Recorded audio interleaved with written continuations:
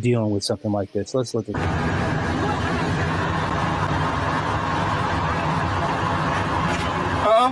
You heard me. What you saying? Why you up there trying to crank for them? I cranked your window. That's not my car. I don't give a party. It ain't in my name. Driving it. So you responsible. I'm taking it back today. I don't give a. It's a rental. I don't care. Move. I'm gonna take your pen.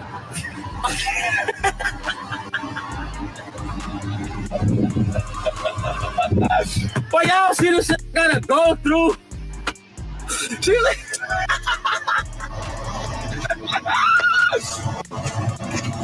boy, I'm so tired of this bitch where y'all do not understand, boy. I wish I never dealt with her, boy, ever again in my life. Really, y'all don't know this, y'all in danger. I'm a threat. I'm a gamble with your life, cause you know that it's a bet. It's a bet. You know I ain't letting up, my foot is on your neck. Take my word for it, it's a promise and a threat.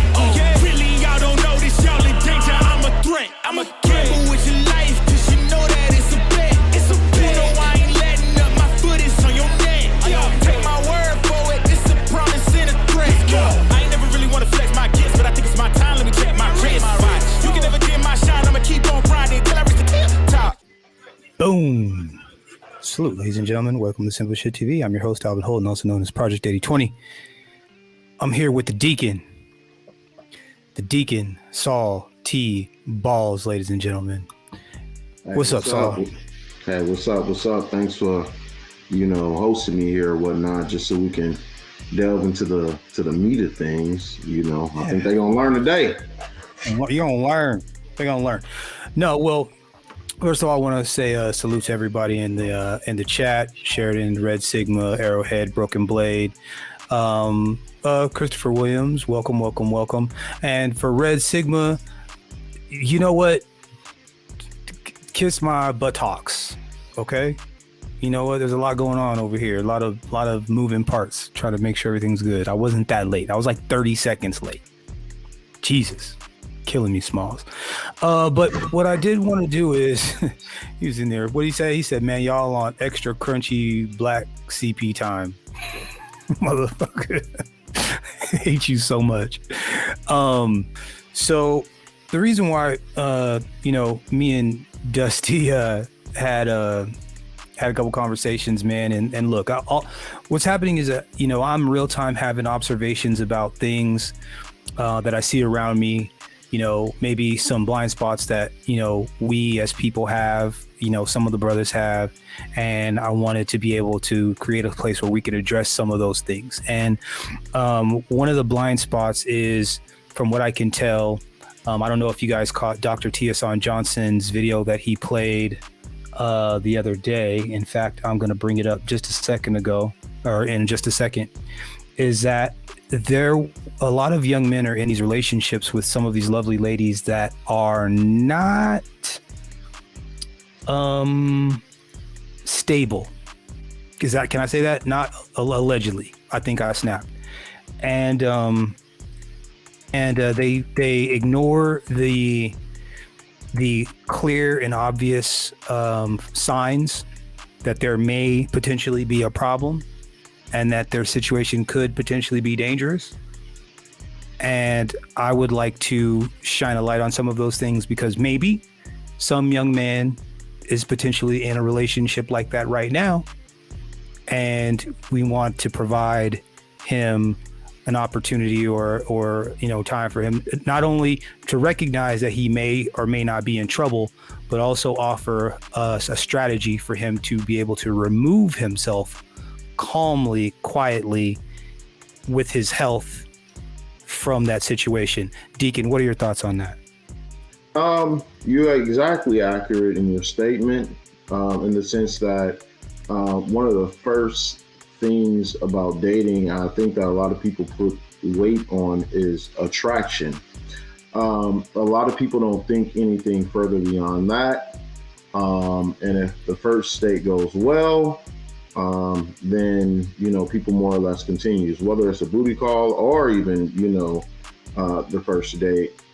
And the thing is, when it comes to mental illness in particular, you may be dealing with somebody who might not necessarily even be equipped to date.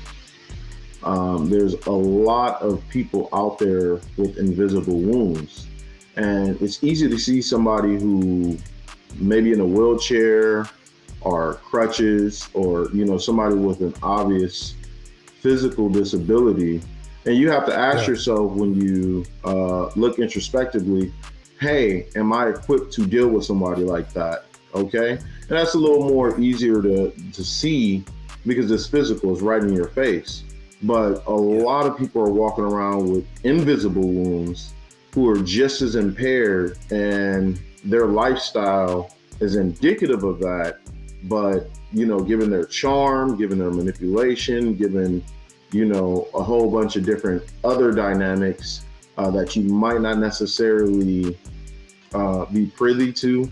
Oh, well, maybe she's just a little more brash. Maybe she's a little more, sensitive, that we just kind of look over, and it can basically put you on a joyride and not necessarily in a good way. Yeah, that's 100%, man. I couldn't have said it better myself. Look, I'm just going to play a couple of minutes of this first, this first last, because the reason why I wanted to, because for me, there was no way I would deal with this kind of situation, but I know a lot of brothers do. This is not an uncommon occurrence from what I can tell.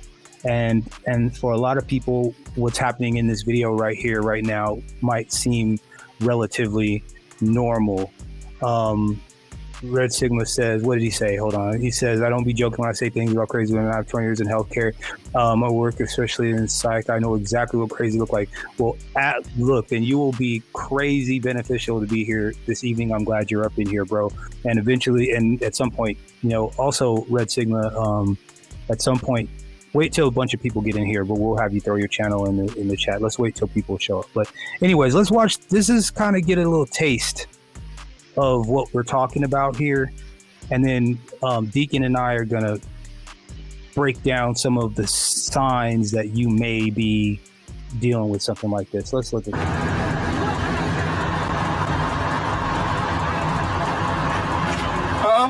You heard me. What you saying? Why you up there trying to crack the window? I cracked your window. Just not my car. I don't give a party. It ain't in my name. Driving it. So you responsible. I'm taking it back today. I don't give a. It's a rental. I don't care. Move. I'm gonna take your pen.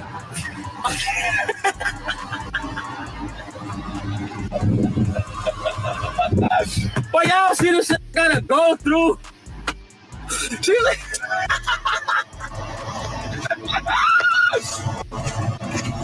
But I'm so tired of this bitch where y'all do not understand, boy. I wish I never dealt with her, boy, ever again in my life. What are your thoughts on that, Deacon? The sheer sort of entitlement, the sheer level of trying to manipulate and control is indicative that something is going on there. I mean, obviously there is a sort of culture where we do have people who are entitled, who are selfish, who are hedonistic or whatnot, but I think that we sort of neglect the prevalence that there is some level of symptoms of a sort of psychiatric disorder at play. And of course in our community we don't like talking about it, we don't like going to get treated for it, and you have a bunch of people who more or less normalize these sorts of dysfunctionality. And you even see it when people congregate in these sort of trauma bonding sort of circles, manifest your this and manifest your that. We really have to be careful as to what we're out here dealing with, because this could impact you in a sort of legal way, your finances, your reputation, your job. For all we know, that man probably could have been on his way to work What if he would have to deal with, what would he have to deal with on the way to work?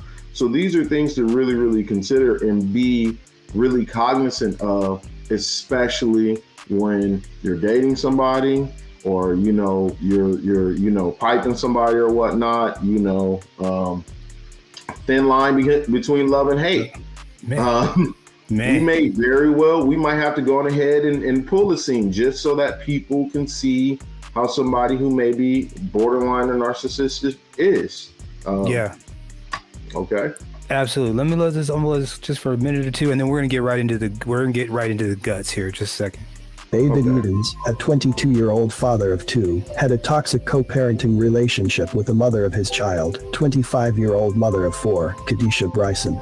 Their relationship was marked by frequent fights and verbal taunts, and despite their shared responsibility for their child, they struggled to communicate and co-parent effectively. Sadly, one day the two would be involved in yet another altercation, and this time it would escalate to murder. Welcome to Viral Crimes. Subscribe. So the young man lost his life. That woman went looking for him, found him at a hotel, and went ahead and gave him that brain cancer. And he had gone on the record on his lives and so on and so forth multiple times, talking about how he probably shouldn't be dealing with her, didn't want to deal with her. Man, I got to stop dealing with her.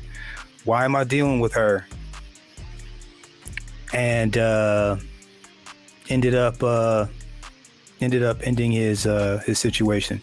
Real quick, I want to salute everybody in the chat, everybody watching and listening from the clouds. T-Sam, Mr. 43TX, Black in the Day, of course, Red Sigma and Sheridan. I said you guys already. Afro National, salute to you guys.